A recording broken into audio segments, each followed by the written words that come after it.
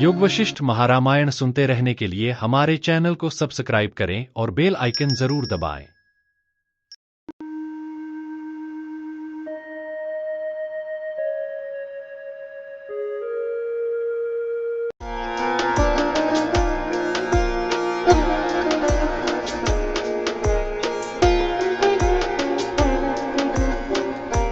सर्ग 41 उपशम प्रकरण। भगवान का स्वाज्ञावर्ती दैत्यराज प्रहलाद से सपरिवार पूजा ग्रहण कर दैत्य राज्य में अभिषेक पूर्वक उसे वर देना। श्री वशिष्ठ जी ने कहा, हे श्री रामचंद्र जी, प्रलय में जगत रूपी रत्नों को अपने अंदर समेट लेने के कारण जगत रूप रत्नों के संदूक रूप और सृष्टि काल में त्रैलोक्य रूपी अद्भुत पदार्थ का दर्शन करने वाले भगवान विष्णु चांदनी के समान शीतल वाणी से पूर्वोक्त बातें कहने पर पूर्वोक्त प्रहलाद नामक देह ने मारे आनंद के जिसके नेत्र कमल विकसित थे और जिसने मनन ग्रहण कर लिया था, प्रसन्नता से निम्न निर्दिष्ट वचन कहे। प्रहलाद ने कहा, भगवान, असुरों का क्या हित है और देवताओं का क्या अहित है। इस विचार से और सैकड़ों राज्य कार्यों से मैं अत्यंत थक गया था, अतएव एक क्षण के लिए मैंने विश्राम लिया। हे देवाधिदेव, आपके प्रसाद से तत्वबोध द्वारा स्वरूपावस्थिति मुझे भली भांति प्राप्त हो गई है। मैं समाधि और असमाधि में तथा स्वदेह और विदेह मुक्तियों में पारमार्थिक रूप से सदा समान ही हूँ। हे महादेव, मैंने निर्मल अखंड मानस साक्षात्कार वृत्ति से चिरकाल तक आपके दर्शन किए हैं। इस समय फिर चर्म चक्षु से भी बड़े भाग्यवश ये आप मेरे दृष्टिगोचर हो रहे हैं। हे परमेश्वर, हे महेश्वर, मैं सब संकल्पों से निर्मुक्त इस अनंत अंतर्दृष्टि में निर्मल आकाश में आकाश की तरह न शोक से, न मोह से, न वैराग्य चिंता से, न देह त्याग के कार्य और न संसार भय से ही स्थित था। भाव यह है कि शोक मोह आदि निमित्तों से मैं समाधि में स्थित नहीं था, जिससे मेरे देह त्याग का प्रसन्न आता। यदि कहे कि पिता के राज्य आदि के नाश आदि शोक के हेतु तो तुमने देखे ही है, उनका आप लाभ कैसे करते हो? तो इस पर कहते हैं, एक तत्व वस्तु के विद्यमान रहते कहाँ से शोक, कहाँ से नाश और कहाँ से शरीर होगा? कहाँ पर संसार, कहाँ पर स्थिति और कहाँ पर भय और अभय होंगे? भाव यह है कि सचमुच यहाँ पर मैंने शोक के हेतु पिता के राज्यादि नाश आदि देखे, पर अद्वैत आत्मा में शोक हेतु नहीं है, इसलिए मेरी यह समाधि शोक हेतु नहीं है। तब तुम्हारी समाधि का हेतु क्या है? ऐसा यदि प्रश्न हो तो विचार से उत्पन्न विश्रांति की इच्छा ही मेरी समाधि में हेतु है। अपने आप उत्पन्न हुई निर्मल यथेच्छा से ही देह त्याग आदि के संकल्प के बिना ही विस्तृत पावन पद में मैं स्थित हुआ हूँ। यदि कोई कहे, नौचो वैराग्य चिंतया, इस अंश से वैराग्य का निराकरण उचित नहीं है, क्योंकि विचार पूर्वक समाधि में वैराग्य अनुकूल ही है, प्रतिकूल नहीं है। हे ईश्वर, हाय मैं विरक्त हूँ, संसार का त्याग करता हूँ। इस प्रकार की अज्ञानियों की चिंता हर्ष शोक रूपी विकार देने वाली है।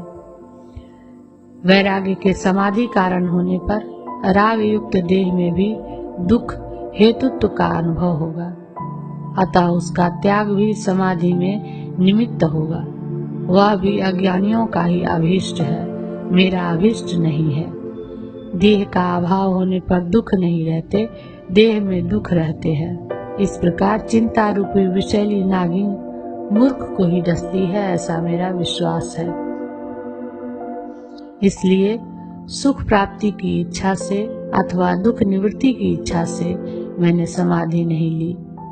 यह सुख है, यह दुख है, यह मेरा है और यह मेरा नहीं है। इस प्रकार दोलायमान चित्त मूढ़ को ही नष्ट करता है, पंडित को नहीं। तब भेद वासना के क्षय की इच्छा से तुमने समाधि ली होगी।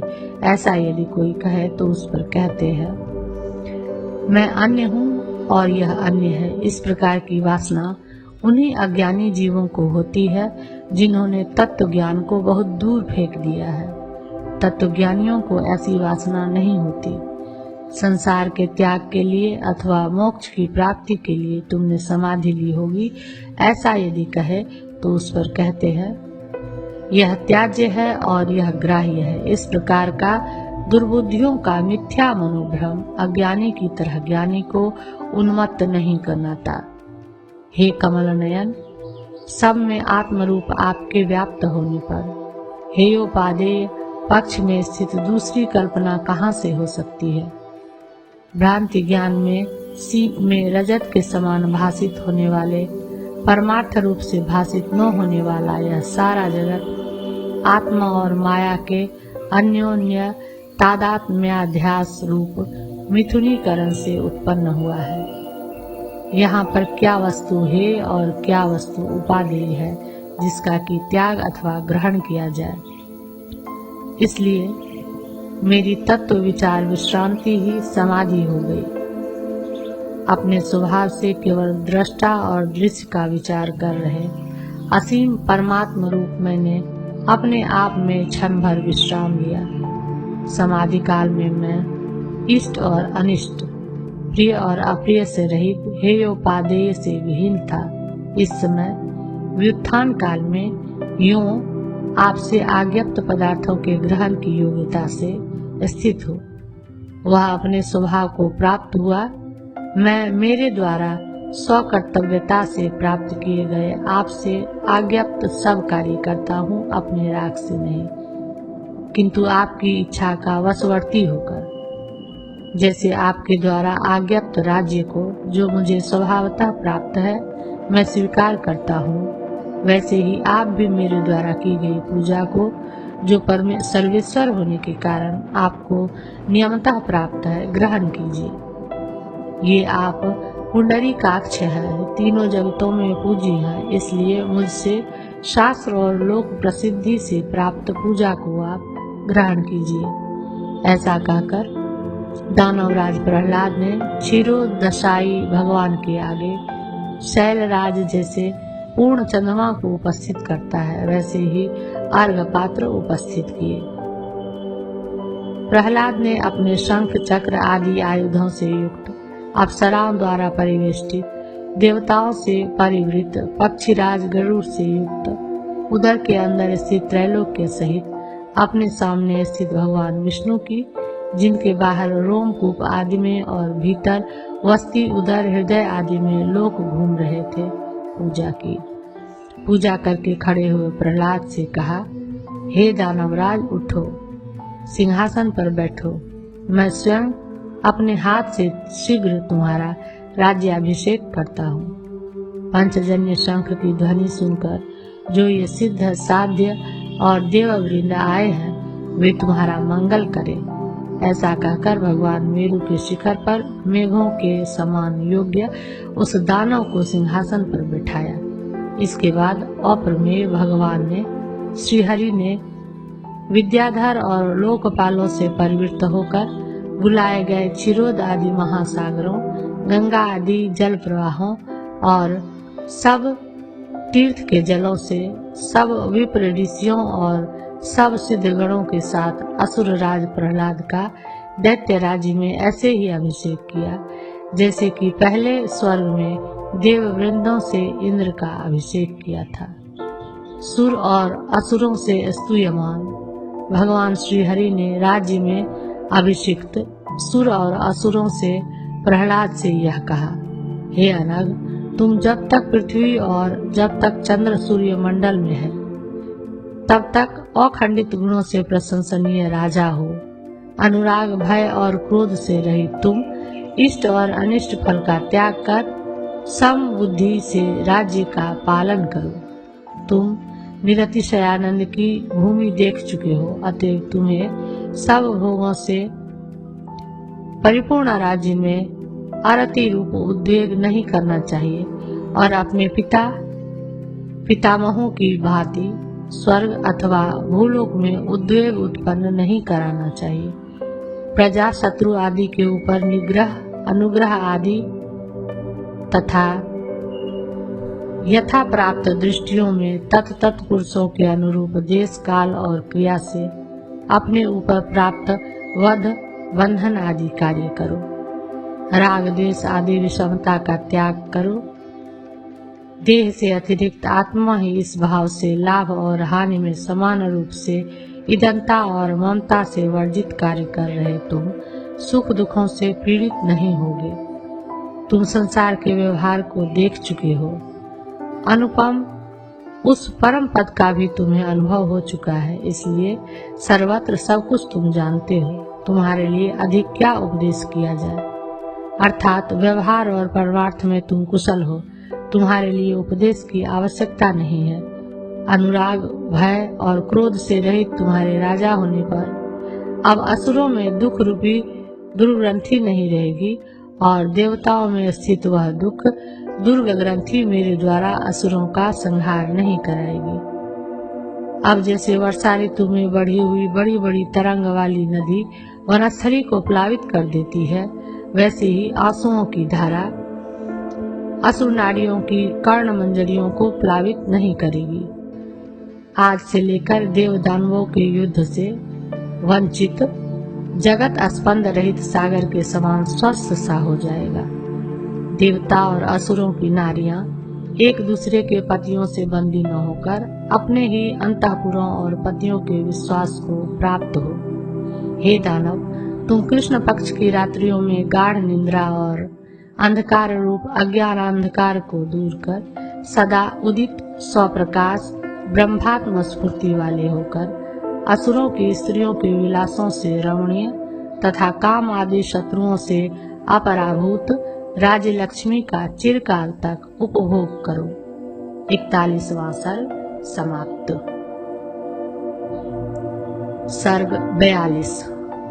भगवान विष्णु का पुनः क्षीर सागर में गमन, आख्यान का उत्तम फल और समाधि में जीवन मुक्तों के व्युत्थान में हेतु का वर्णन। श्री वशिष्ठ जी ने कहा, हे श्री रामचंद्र जी, ऐसा कहकर सुर नर और किन्नरों के सहित भगवान पुंडरीकाक्ष, जो सुर नर और किन्नरों से युक्त होने के कारण ही दूसरे संसार के समान विस्तृत थे,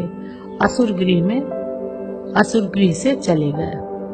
प्रहलाद आदि द्वारा पीछे से छोड़ी गई पुष्पांजलियों की राशि से जो पक्षीराज गरुड़ के पीछे के पंखों पर राशीभूत हो गई थी, आच्छन्न किए जा रहे भगवान क्रम से क्षीर सागर में पहुंचकर तदंतर सूर्यवृंद को विदा कर जैसे सफेद कमल पर भ्रमर बैठता है, वैसे ही शेष शैया पर स्थित हुए। इस प्रकार शेषनाग के शरीर रूपी आसन पर भगवान विष्णु स्वर्ग में देवताओं के साथ इंद्र और पाताल में असुर राज प्रहलाद तीनों ही संताप रहित होकर स्थित हुए। हे श्री रामचंद्र जी, यह अवशेष पापों को दूर करने वाली प्रहलाद की ज्ञान प्राप्ति मैंने आपसे कही, जो चंद्रमा के अमृत के समान शीतल है। उसको जो मनुष्य, चाहे वे बड़े पातकी ही क्यों न हो, संसार में बुद्धि पूर्वक विचार करेंगे, वे शीघ्र परम पद को प्राप्त होंगे। सामान्य विचार से भी जब पाप का नाश हो जाता है, तब वेदांत वाक्यों के विचार से कौन परम पद को प्राप्त न होगा। अज्ञान पाप कहलाता है, वह विचार से नष्ट होता है। इसलिए पाप की जड़ उखाड़ फेंकने वाले विचार का परित्याग नहीं करना चाहिए। प्रहलाद की इस सिद्धि का विचार कर रहे लोगों के 7 जन्मों के पाप नष्ट हो जाते हैं, इसमें कोई संदेह नहीं है। विदेह मुक्त के साथ समाधि मुक्त के विश्रांति सुख की समता होने पर फिर उसके व्युत्थान में हेतु जानने की इच्छा कर रहे रामचंद्र जी पूछते हैं, भगवान, महात्मा प्रहलाद का परम पद में परिणत मन 5 जन्य शंख की ध्वनि से कैसे प्रबुद्ध हुआ? भाव यह है कि मन का विलय होने पर 5 जन्य शंख ध्वनि का श्रवण ही दुर्लभ है, फिर इससे वह कैसे प्रबुद्ध हुआ। प्रारब्ध से उद्बोधित शुद्ध वासना सहित भगवद इच्छा ही समाधि मुक्त के प्रबोध में हेतु है। यूं विदेह मुक्त से समाधि मुक्त का अंतर कहने के लिए संदेह और विदेह मुक्तियों का विभाग दिखलाते हैं। श्री वशिष्ठ जी ने कहा, हे निष्पाप आकृति वाले श्री रामचंद्र जी, लोक में 2 प्रकार की मुक्ति होती है, एक स्वदेह मुक्ति और दूसरी विदेह मुक्ति। उसका यह विभाग है, उसे आप सुनिए। जिस अनासक्त मति वाले पुरुष का इष्ट और अनिष्ट कर्मों के त्याग और ग्रहण में राग नहीं है, उसकी स्थिति को आप जीवन मुक्ति जानिए। हे श्री रामचंद्र जी, वही देह धारण में हेतुभूत प्रारब्ध शेष का भोग द्वारा क्षय होने पर पुनर्जन्म से रहित विदेह मुक्ति कही गई है। विदेह मुक्ति में स्थित भुने हुए बीजों के सदृश अतएव पुनर्जन्म रूपी अंकुर से रहित पुरुष देह दृश्यता को प्राप्त नहीं होते, किंतु जीवन मुक्त पुरुषों के हृदय में शुद्ध पवित्र तृष्णा कार्पण्य आदि से रहित आत्म ध्यानमयी शुद्ध सत्वानुपातिनी वासना ऐसे ही रहती है जैसे कि सुसुप्त पुरुष के हृदय में रहती है। हे रघुवर, देह धारण हेतु प्रारब्ध के शेष रहने पर हजारों वर्षों के बाद भी हृदय में स्थित उसी वासना से वे प्रबोध को प्राप्त होते हैं। हे महाबाहो, प्रहलाद हृदय में स्थित अपनी शुद्ध सत्वमयी वासना से जो शंख ध्वनि से उद्बुद्ध हुई थी, प्रबोध को प्राप्त हुआ था। यदि किसी को शंका हो कि श्रोत्रेंद्रिय के विलीन होने पर शंख ध्वनि का भी ग्रहण नहीं हो सकता, अतः शंख ध्वनि मात्र से कैसे प्रबोध हुआ, तो उसका परिहार करते हुए कहते हैं, भगवान हरि सब प्राणियों के आत्मा है, उनको जैसा भान होता है वह सब शीघ्र वैसा ही हो जाता है, क्योंकि वे सत्य संकल्प है। भगवान वासुदेव ने जब प्रहलाद प्रबोध को प्राप्त हो ऐसा विचार किया, तभी पलक भर में ऐसा हो गया। स्वयं अकारण यानी शुद्ध रूप भूतों के कारण यानी अव्यक्त उन्होंने काम कर्म आदि निमित्तों से अपने में ही जगत की सृष्टि के लिए वासुदेवमय रूप से शरीर ग्रहण किया है। ऐसी ही श्रुति स्मृति और पुराणों में प्रसिद्ध है। इसलिए उनके शरीर का दर्शन होने पर आत्मदर्शन होता है और आत्मदर्शन होने पर उनका दर्शन सुलभ हो जाता है, ऐसा कहते हैं। आत्मदर्शन से शीघ्र भगवान का दर्शन हो जाता है और भगवान की आराधना से शीघ्र अपने आप आत्मा का दर्शन हो जाता है। हे श्री रामचंद्र जी, इस सृष्टि का अवलंबन करके आप शीघ्र आत्मदर्शन के लिए प्रयत्न करें। विचारात्मा आप नित्य पद को प्राप्त होंगे। हे रामचंद्र जी, दुख रूपी मूसलाधार वृष्टि वाली संसार रूपी वर्षा ऋतु जो चारों ओर व्याप्त है, विचार रूपी सूर्य को न देख रहे लोगों को परम अज्ञान देती है। यह अत्यंत दैदीप्यमान माया विष्णु रूप आत्मा के प्रसाद से धीर पुरुषों को ऐसे ही पीड़ित नहीं करती जैसे मंत्र सिद्ध पुरुषों को पिशाची पीड़ित नहीं कर सकती। जैसे अग्नि की ज्वाला वायु के कारण ही निबिड़ता को प्राप्त होती है और अंत में क्षीणता को प्राप्त हो जाती है, वैसे ही संसार जाल रचना रूप यह विष्णु माया आत्मा की इच्छा से ही देहादि रूप निबिड़ अनर्थता को प्राप्त हुई है। निश्चय भक्ति ध्यान आदि से आराधित आत्मा की इच्छा से ही विवेक विचार आदि के जन्म के समय क्षीणता को प्राप्त हो जाती है। अतएव ईश्वर प्रसाद से उत्पन्न विचार आदि से ही अवश्य ज्ञान लाभ होता है। यही इस उपाख्यान का तात्पर्य है। 42वां सर्ग समाप्त। सर्ग 43 उपशम प्रकरण। यद्यपि ज्ञान ईश्वर के प्रसाद से लभ्य है, तथापि ईश्वर पर भार देना ठीक नहीं। अपने पौरुष द्वारा इंद्रियों को वश में करने से ज्ञान प्राप्त होता है, यह वर्णन।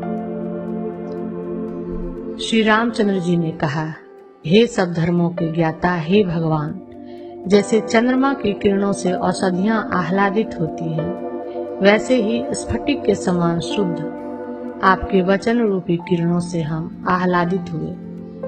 जैसे कर्णभूषण के लिए कानों द्वारा वांछित गुरु देवता आदि की प्रसन्नता से पाप दूर करने के कारण पवित्र और कोमल फूल ग्रहण करने पर सुख देते हैं, वैसे ही कानों को भले लगने वाले पवित्र और कोमल आपके वचन हम लोगों द्वारा गृहीत होने पर सुख देते हैं। भगवान, यदि पौरुष प्रयत्न से ही सब कुछ प्राप्त होता है तो प्रहलाद भगवान के वर के बिना भी अपने ही पौरुष से क्यों प्रबुद्ध नहीं हुआ?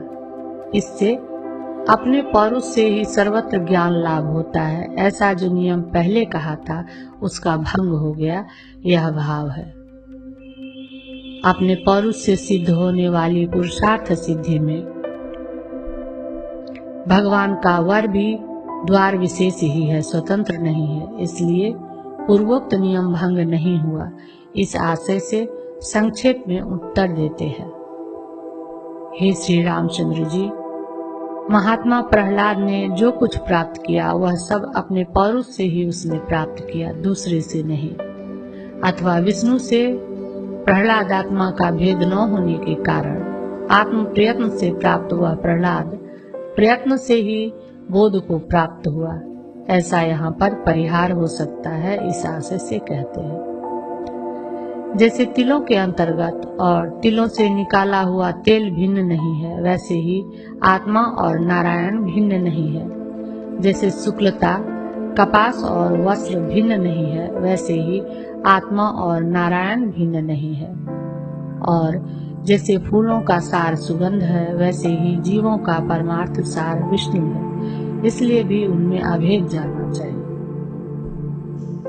अथवा कार्य और कारण उपाधि का त्याग करने पर विशिष्ट चिन्ह मात्र का अभेद है ही। इस प्रकार लक्ष्य परक विष्णु और आत्मा शब्द की पर्यायता ही है, ऐसा कहते हैं। जो विष्णु है वही आत्मा है और जो आत्मा है वही विष्णु है। जैसे विटप और पादप शब्द पर्याय है, वैसे ही विष्णु और आत्म शब्द पर्याय है। भाव यह है कि विटपत्व, शाखावत्व और पादकरण, कपान, कर्तृत्व रूप उपाधि का भेद होने पर भी खंड वृक्ष स्वरूप में जैसे विटप और पादप शब्दों की पर्यायता है, वैसे ही कार्य और कारण रूप उपाधि का भेद होने पर भी परिशिष्ट चिन्मात्र स्वरूप में आत्मा और विष्णु शब्दों की पर्यायता ही है। पहले प्रहलाद नामक आत्मा ही स्वयं अपने द्वारा अपनी परम शक्ति से विष्णु भक्ति में नियोजित हुआ। स्वात्मभूत विष्णु से ही प्रहलाद ने स्वयं इस वर का उपार्जन किया। अपने मन को स्वयं ही विचार युक्त बनाकर अपने आत्मा का उसने स्वयं ज्ञान किया। कभी स्वात्मभूत विष्णु द्वारा ही आत्मा अपने प्रयत्न से किए गए विचार के बल से स्वयं प्रबुद्ध किया जाता है, और कभी भक्ति रूप प्रयत्न से प्राप्त होने वाले विष्णु देह द्वारा बोधित होता है। अन्वय से प्रदर्शित अर्थ को व्यतिरेक के दर्शन द्वारा भी दृढ़ करते हैं। चिरकाल से आराधित भी परम प्रसन्न हुए भी ये भगवान अविचारशील पुरुषों को ज्ञान नहीं दे सकते।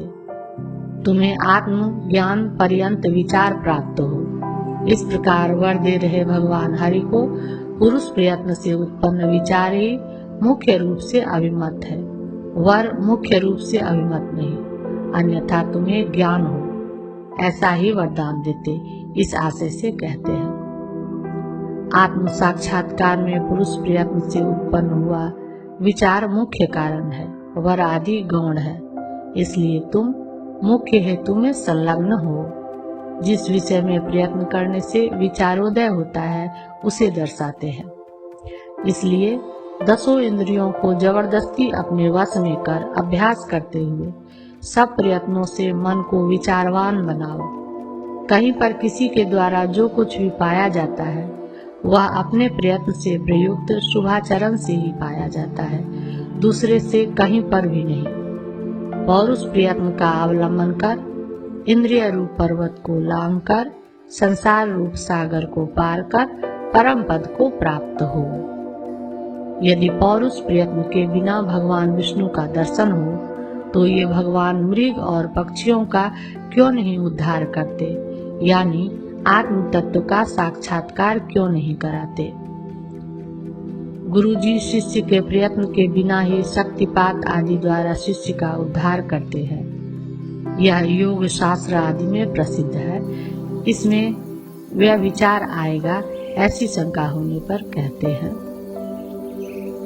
अपना पौरुष किए बिना यदि गुरु अज्ञानी का उद्धार करते हैं तो ऊंट अथवा बैल का उद्धार क्यों नहीं करते हैं। गुरु भक्ति आदि प्रयत्न ही वहां पर भी ज्ञानोत्पत्ति में गुरु कृपा को द्वार बनाते हैं। यह भाव है। ज्ञान की दृढ़ता से बाधित मन वाले अपने आत्मा से जो परम पुरुषार्थ रूप परम पद प्राप्त किया गया, वह न तो भगवान विष्णु से कुछ प्राप्त किया जा सकता है, न गुरु से और न धन से। अभ्यास और वैराग्य से युक्त आत्मा से जिसने इंद्रिय रूपी सांपों को अपने वश में कर लिया है, उससे जो परम पुरुषार्थ प्राप्त किया जा सकता है, वह तीनों जगतों से भी प्राप्त नहीं किया जा सकता। हे वत्स, तुम अपने आत्मा को यह उत्कृष्ट है यह समझकर श्रवण आदि से अपने आप सिद्ध करो तथा सिद्ध हुए उसका अपने आप निरंतर अनुसंधान द्वारा पूजन करो। अपने आत्मा का अपने आप तत्वतः साक्षात्कार कर उसी में अपने आप भली भांति स्थित हो। यदि अपने प्रयत्न से उत्पन्न विचार से ही ज्ञान उदय होता है तो शास्त्रों में विष्णु भगवान की आराधना का विधान किस लिए है, ऐसी कोई शंका करे तो इस पर कहते हैं, विषयों में आसक्ति की प्रबलता के कारण अध्यात्म शास्त्रों से, इंद्रिय जय आदि प्रयत्नों से और विचारों से दूर भागने वाले मूर्खों की कथनचित शुभ मार्ग में प्रवृत्ति के लिए विष्णु की भक्ति की कल्पना की गई है। पूर्वोक्त अर्थ को युक्तियों से दृढ़ करते हैं। शास्त्र में अभ्यास और प्रयत्न पहले मुख्य विधि कही गई है। उनके अभाव में पूजा रूप विधि गौण है। यदि इंद्रियों पर विजय प्राप्त कर ली गई तो पूजनों से क्या फल प्राप्त है। यदि इंद्रियों पर विजय प्राप्त नहीं हुई तो पूजनों से क्या फल प्राप्त है, यानी कुछ भी नहीं। विचार और उपशम के बिना पूर्ण आनंद आत्मा स्वतंत्र रूप से तत्वतः प्राप्त नहीं होता। विचार और उपशम से रहित विषयासक्त पुरुष का ईश्वर भी क्या अप्रिय कर सकता है। विचार और उपशम से युक्त अपने चित्त को प्रसन्न करो। उसके प्रसन्न होने पर आप परम पुरुषार्थ रूप सिद्धता को प्राप्त हो जाओगे, नहीं तो आप जंगली गधे के सदृश हो। जैसे विष्णु आदि देवताओं की विनय प्रार्थना स्वयं की जाती है, वैसे ही अपने ही चित्त की प्रणय प्रार्थना क्यों नहीं की जाती है। इन सभी लोगों के अंदर भगवान विष्णु स्थित है। उनका परित्याग करके जो बाह्य आराधना करते हैं वे नराधम हैं। भाव यह है कि मनोभक्ति ही मुख्य विष्णु भक्ति है, बाह्य भक्ति मुख्य नहीं है। हृदय रूपी गुहा में निवास करने वाला चित्त तत्व ही आत्मा का, विष्णु का मुख्य शाश्वत स्वरूप है। हाथ में शंख चक्र गदा धारण किया हुआ आकार गौण है। जो मुख्य आकार का त्याग कर गौण रूप का अनुसरण करता है, वह सिद्ध अमृत का त्याग कर साध्य धान आदि को कृषि द्वारा उत्पन्न करता है। तब बाह्य विष्णु भक्ति का अधिकारी कौन है, ऐसा प्रश्न होने पर उसे कहते हैं, हे वत्स रघुनंदन, जो उत्तम मन वाला पुरुष आत्मज्ञान के चमत्कार में कदापि स्थिति को प्राप्त होता ही नहीं, आत्म विवेक लाभ से शून्य और अंतर्गत अज्ञ मन का वशीभूत हो, वह शंख चक्र गदाधारी परमेश्वर की पूजा करे। हे श्री रामचंद्र जी, परमेश्वर के पूजन से, वैराग्यकारी क्लेशप्रद तपस्या से उसका चित्त बहुत समय में निर्मलता को प्राप्त होता है।